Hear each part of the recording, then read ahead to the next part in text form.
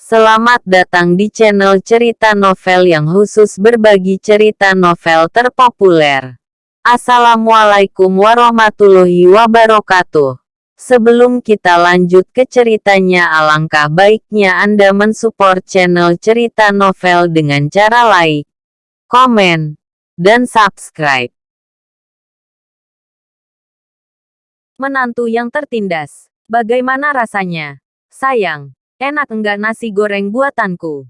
Tanya Marlon yang berdiri di samping Erinka. Setelah istrinya itu menyuap sesendok nasi goreng ke mulutnya. Sedap. Beneran ini kamu yang masak? Tanya Erinka. Iya. Dong aku. Tapi bumbunya si Bipuri yang membuat. Aku bagian yang menggorengnya. Jelas Marlon sambil tersenyum semringah karena Erinka menyukai masakannya. Erinka pun meminta suaminya untuk sarapan pagi bersama. Tapi tiba-tiba datang sang mama yang langsung bertolak pinggang dan menatap tidak senang ke arah suaminya. Marlon, mau ngapain kamu?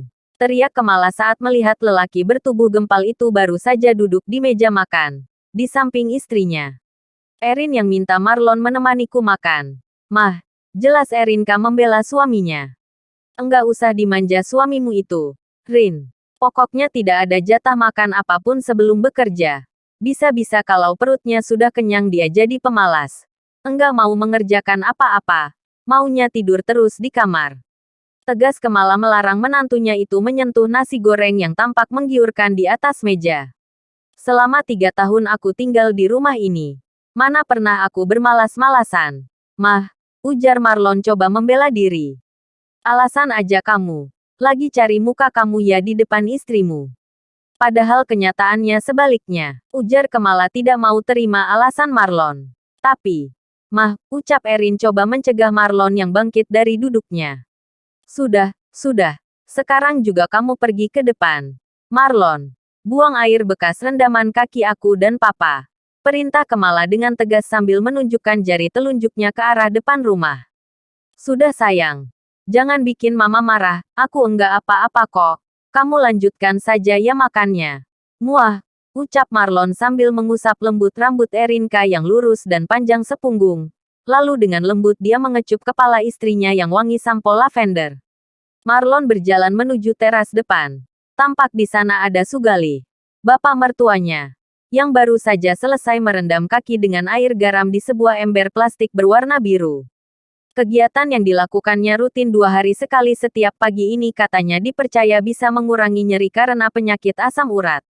Sudah ya, Pah, aku benahi embernya, ucap Marlon menghampiri Sugali. Lalu mengambil ember bekas rendaman kaki yang ada di dekat tempat duduk lelaki itu. Biar saja di situ, Nak Marlon. Biar nanti si Bibi yang membenahinya, ucap Sugali dengan suara yang lembut. Berbeda dengan istrinya. Sejak Marlon menjadi menantu dalam keluarganya, Sugali memperlakukan Marlon sama seperti dia memperlakukan anak kandungnya sendiri. Erinka, penuh perhatian dan kasih sayang seorang ayah pada anaknya. Enggak apa-apa, Pah, biar aku yang simpan embernya ke belakang. Kalau menunggu Bipuri pulang dari pasar pasti masih lama. Jelas Marlon beralasan. Maafin papa ya, Nak Marlon. Papa jadi enggak enak sama kamu. Setiap hari kamu melakukan banyak pekerjaan di rumah ini. Ucap Sugali coba menunjukkan perasaan bersalahnya pada Marlon.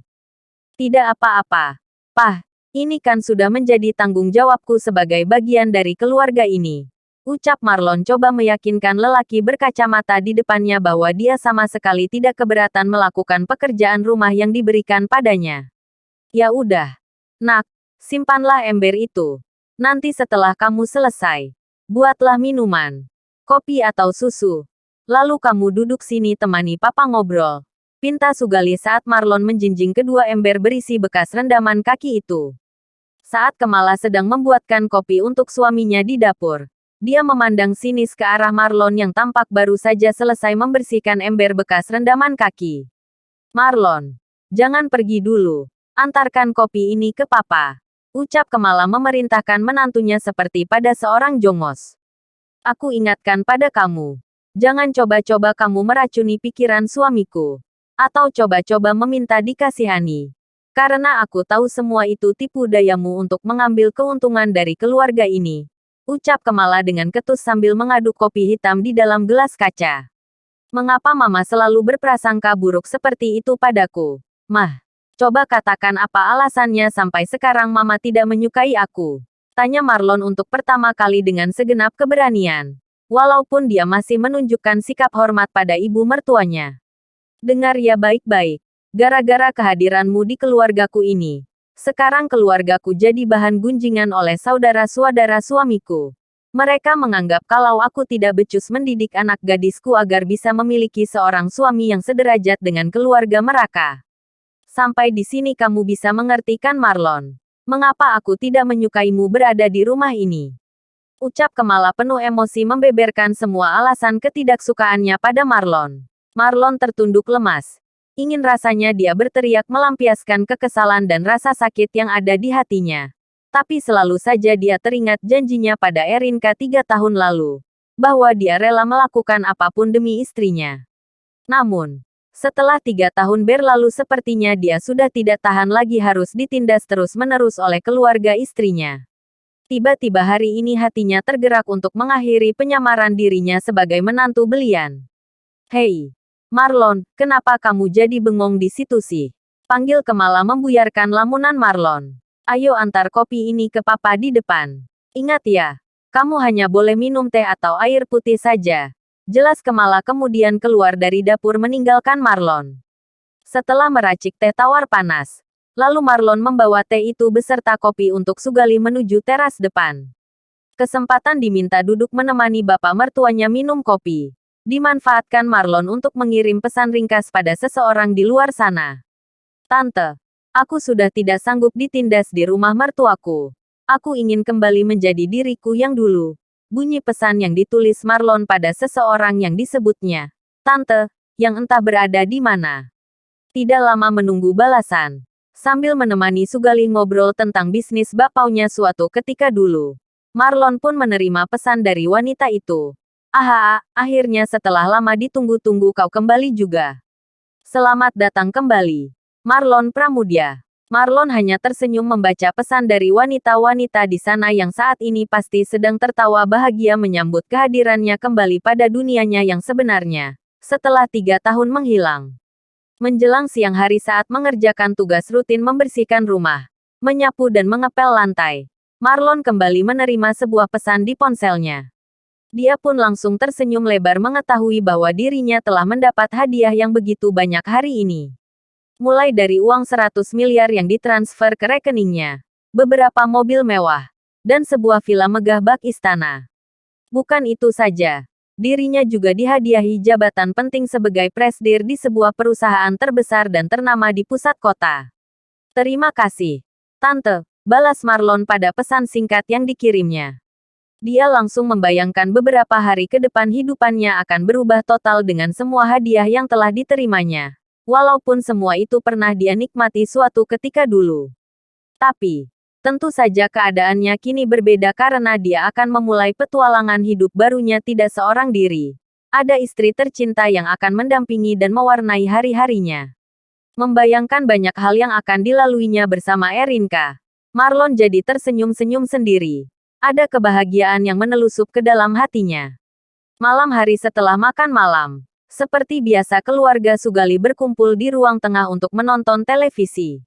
Pada program berita terkini sebuah berita menyebutkan bahwa setengah dari saham perusahaan terbesar Skylight Group telah dimiliki oleh seorang anggota keluarga Pramudia dan berita lainnya juga menginformasikan bahwa markas pusat militer menambah satu posisi jabatan penting untuk seorang pemuda. Itu Pramudia. Apa keluargamu yang beli sahamnya ya? Sayang. Jadi orang kaya raya dong kita sekarang. Hehehe, gurau Erinka yang duduk bersebelahan dengan mamanya di atas sofa. Marlon hanya tersenyum. Tidak mungkin dia mengakuinya. Sama-sama Pramudia. Tapi beda nasib. Yang satu kaya raya yang satu tidak berguna. Celetuk Kemala seenak perutnya pada Marlon. Rasa sakit di hati Marlon kian bertambah mendengar ucapan-ucapan ibu mertuanya. Hingga keputusannya makin bulat untuk mengakhiri semua penderitaannya ditindas oleh sang ibu mertua. Dia akan kembali pada dunia yang membesarkan namanya dulu.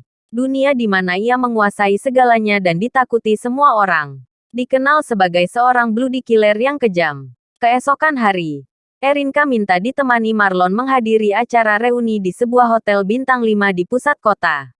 Karena acara formal dan di tempat berkelas, suaminya harus mengenakan jas satu-satunya yang dia punya. Itu adalah jas berwarna coklat susu yang dipakainya saat akad nikah 3 tahun lalu. Enggak pantas kamu pakai jas Marlon. Kayak orang kaya saja tingkahmu. Sindir Kemala saat Marlon dan Erinka melintas menuju keluar rumah. Doakan saja Marlon biar bisa jadi orang kaya. Mah, balas Marlon sambil menyunggingkan senyum. Mustahil. Seluruh kota akan hujan badai kalau kamu sampai jadi orang kaya. Mimpi aja orang malas dan tak berpendidikan seperti kamu bisa punya banyak uang. Tegas Kemala menunjukkan rasa ketidakpercayaannya sedikit pun pada diri Marlon. Bersambung.